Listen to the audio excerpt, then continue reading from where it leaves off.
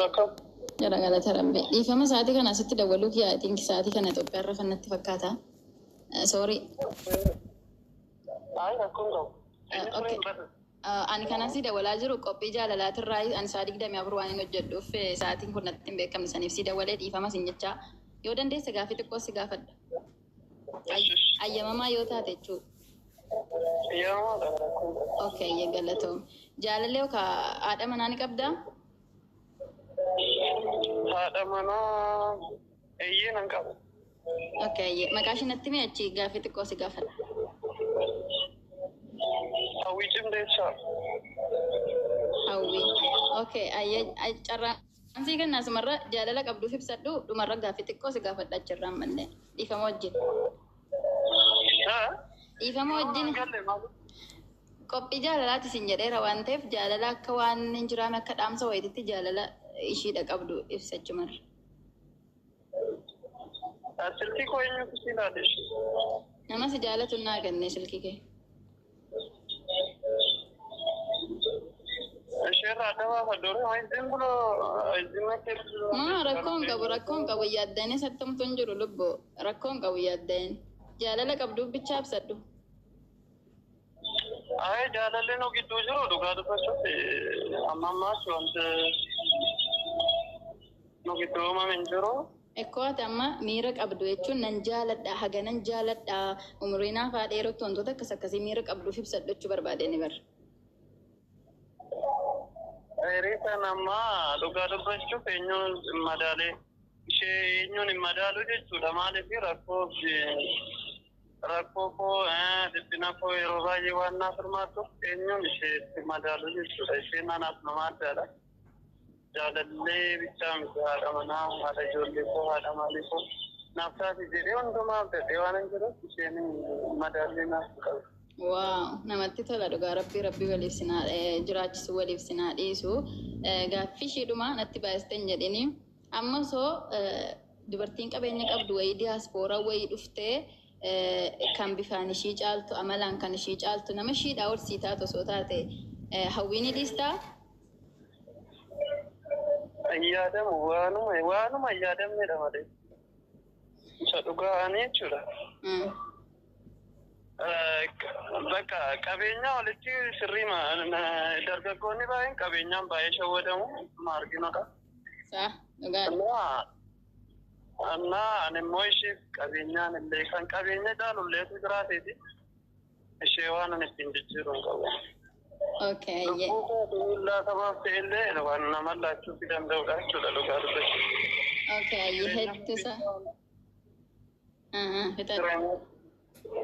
Jireenya koo keessatti yoo amman biyya lafaa jiraatu jedhee murteessu keessatti yoo amman jiraatutti bakka guddaa waan qabduuf jechuudha jireenya koo keessatti.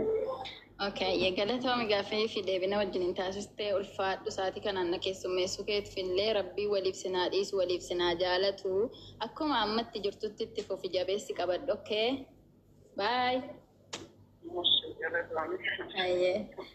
Hawwi koongiraa ililchi bu'i. Galatoomii maammeetis seenu galatoomeetis. Okay guys, copy link gochaan jirtan taap gochaan jirtan taapin keessan dhaabbateera. Copy link taap godha. Okay. Gifti. Oh, nagaa keessanii. Nagaa keenya bareedduu akkam. Turoolee galatoomaa ishii nagalchuu keessanii farraan guyyaa. Galatarraa fi bareedduu. Waan si gaafadhu jaalallee kee qoruu dhuftee?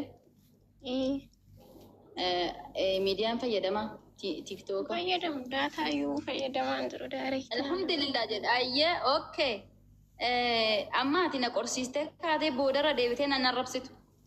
Yaani wayne ofitti amaneeti annufi waan si arrabsu irra si arrabsu baay'ee na dhiba. Ofitti amantee dhufte waan sitti himame hunda taqabbaluudha yaani. Maa jechuun asii miti isaa waan ta'eef kan jedhaaru ati waamne waan inni waamu gurra kootii dhagaan jira waan ta'eef. Lakkoofsa kee karaa keessa na argita moo asii na argita? Natti himtu. Asuma sitti maa. Normaalidha. Hin beeku keessaan arguun beeku jechuudha. Okay, keessaa arguun beekna natti. Duba 9:22. 9:22. 76. 55 72. Awuraabaa keessaa na ergaa ishee joora ganaa ta'a. Dhaggeeffadhaa koppiliinkii warra godhe malee hin galchin. Taaptaabiin dhaabbateera koppiliinkii dhaabaniiran. Yaa warra Itoophiyaati guys. Maqaan itti mijiifti maqaasaa. Maqaan isaa Jaafaraan koo immoo burtukaan yookiin burtii akkasuma. Abbaasaa natti himin isa qofan barbaada. Inni Jaafarin siin jedhee baara. Jaafaran.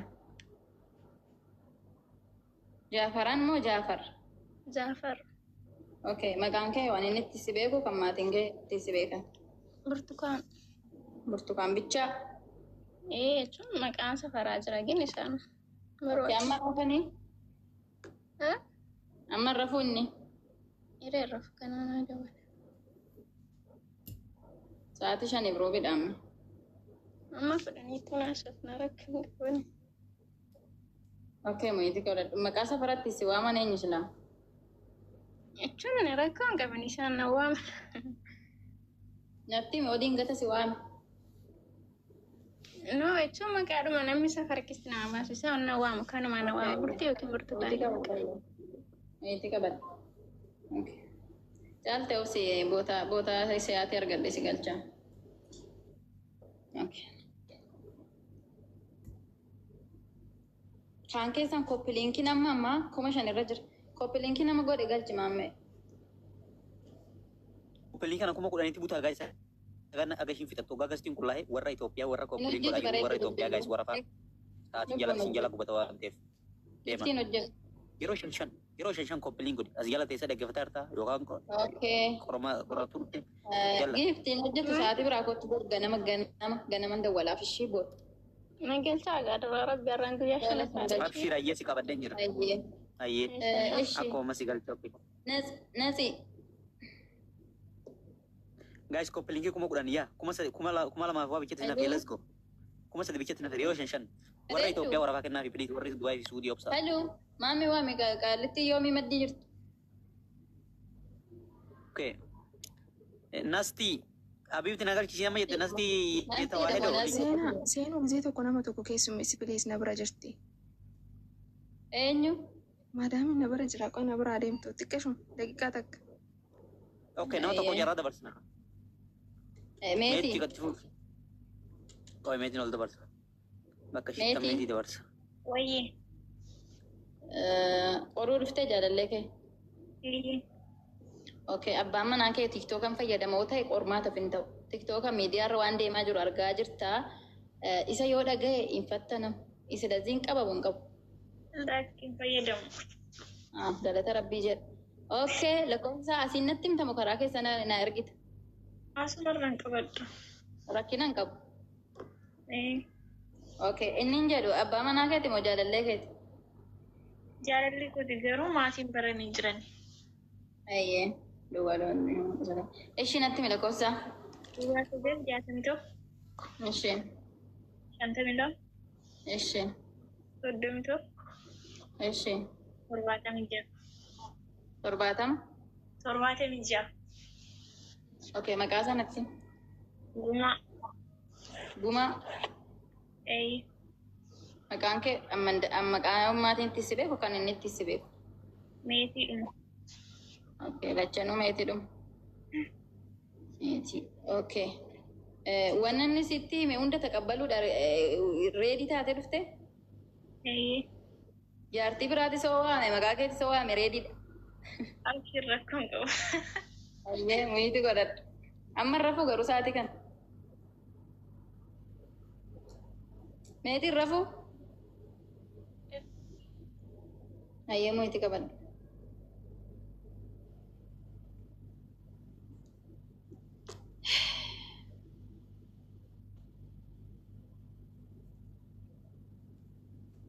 Cufaa dhabboo.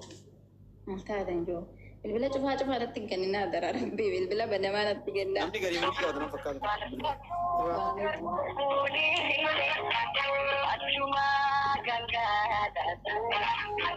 Baratuu darbuu diide.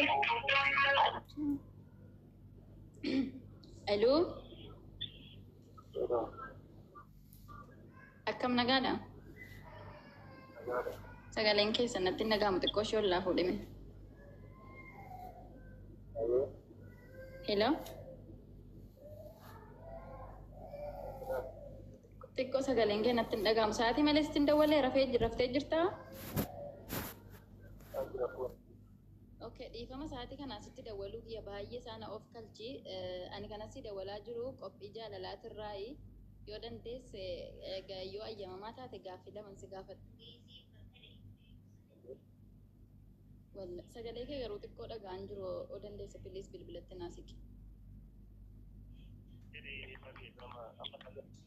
Amma xiqqoon dhaga'ama. Ayyamamaadha?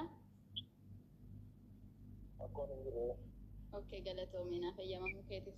Ani kanan si dawwalu qophii jaalalaatirraa isiin jedhee gaaffii xiqqoo si gaafadha. Gaaffii haadha manaa yookaan fiqirannyaa ni qabdaa? Jaalallee yookaan haadha manaa ni qabdaa achirraa ni eegala. qaba. Okay, maqaa ishee natti miti gaaffii xiqqoo si gaafadha dhumarra. Badhaatuudha maqaan ishee. Badhaatui? Badhaatu. Maqaa ofii baasteef moo maqaa warri baaseef? Warratu baasee kana miti. Maqaan kee hoo maqaan ati badhaatuudha? Eessa jiraatti? Asuma biyya keessa jiraatti. Okay, waliin jirtanii? Okay. Erga wal bartanii hagam? Shan. Waggaa shanii? Yaani wal fuutanii haadha manaati moo fiqiranyaadha? Haadha manaati. Okay. Dhalattuu eessatti? Dhiifamaa ayyee. Okay, gaaffii dhumaa si gaafadha. Maqaa ishee badhaatu erga taate, okay. Galatoo. Meeti badhaatu. Simtuun intaa. Baay'ee bu'uuraan itti maree kanaa dhumatee ila warra akkana badhaatu lakkoofsa kanaa kennee jiriin nama biraatu naa kennee warra akkana itti gilchi indee lakkoofsa kanaa kennee nama si jaallatu badhaatuudhaa miti akkamitti badhaatu ta'ee jettan yaa amma booda. Okay, meeti. Maaltu itti dhagamaa Meeti jiraattaati bareeddoo. Ani Saudiin jira. Okay, fikiranyaa keeti moo kaadhimaa keeti? Hiriyaa koodha garuu maatii dhiyoo kana barsiisee ture beeki. Tarii qalladuufaa danda'a? Jireedha. Waan shakkite badhaatu ilmaan qalladda hayi. Waan shakkite wayii qabdaa? Wayi aartee buute moo si buuse maammee? Wallahi aartee buute mucaan bu'aa jirti yoo mataa arti si haa nyaatti sareeni. Aarteen buune bar mujjetteera kana jaga ture jala kana deemee guyyaa shan teessee. No. Mucaa yoo mataa jirti dhugarti. Networkii miti. Deebis akka Deebisi maammee dhugaa dula koo tokko tokko mee. Deebis wallahi deebis. Ina arte akkamitti na arraboo akkamitti hin badhe nama dubartii biraa irratti maqaa yaamtan jira taatullee nullee akkanuma. Tarii qalladuu danda'a muudii sanaaf hin galle sababii isaa waggaa shaniitiin qaba jedha. Mucaan egaa suutii dhuftee wal barte sammuu dura qaba. Waan isheen irratti shakkite gaafadha galchi deebisi galchi. Waan isheen irratti shakkite lakkoofsa waddu dubanne yaara. Deebisi. Lakkoofsa tokko. Hawwi deebi waan ati irratti shakkite gaafsi gaafadha bildaa. Ani muudii sanaaf hin galle xiqqoo ishee waggaa shan isa jedhe irratti shakke beektee tarii qalladuu danda'a waggaa shan. Duruma qaba haadha manaa jedhee bara haadha manaa jedhee namichi jaalala hin jenne haadha manaa jedhe. Guys, koppiliingii 10,000 ga'a 2,000 si nafe 10,000 ga'a nama warra meeti lakkoofsa tokko barreessi meeti lakkoofsa tokko galchi. Warra gastirraa nama fooloo godhe hundasaa. Meeti lakkoofsa tokko barreessi. Mucaan hin deebitu habiibti mucaan hin boocin jedhee bara yoo matte. Cimmoo maal taatisi?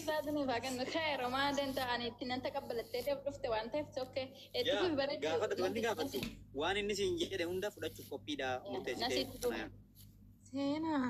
Ishi. Bu'aat kana galchi giifti kennee ture Itoophiyaa waan irra jirtu Itoophiitu irra jira. Maatti bira. Fuwaati silaa hori darbe. Nagaa keessanii jirtu hin jedhe. Nagaa keenya akkam? Jira galata rabbiin eeggadda bilbiltee dhufte turtee laali duwwaa sadii jedhee siif baha. Duwwaa sagal duwwaa sadii. Amma sooshaal miidiyaa fayyadamaa bareeddu? Laa noo hin fayyadamu. Okay, duwwaa qoy. Duwwaa sadii jedhee achumaan xifuuf isin jedhee dhumni isaa 84. Okay, duwwaa sadii fudhan 84. Meeti qabadhi.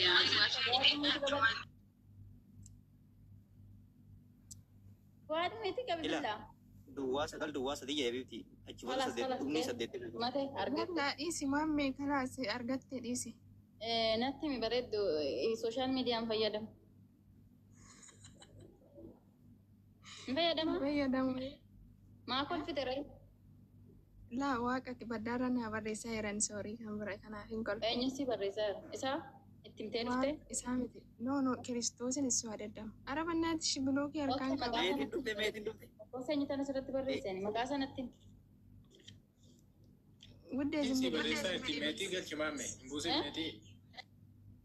zimmi jedhii bilbil biliis maqaa isaa dheengadda sitti meen ture garuu har'a dhiisi. Okay, dhaggeeffatu. Maqaa kee natti mikaa maqaa kee nama biraa waame. Kiyya nacaannet natsii Natsi of ajaa. nacaannet yookaan natsi. Ayyemmoo itti qabadhu irraa kumiti amma sa'aatii kana. Maqaa isaa garuu diingata na gaafate nan gaafatu rabbi nan gaafate na daraatu. Meetii galchi nama tokko. Maammee meetii galchi nama tokko buusi. tutu meetiin naa galuu deessitu galchaa wannaan ishee faadhan seera Meetiin jala jirti galchaa dhaaran. Gaaffii xiqqoon meetii gaafatu. akkasuma meetii naa akkasumatti siin galcha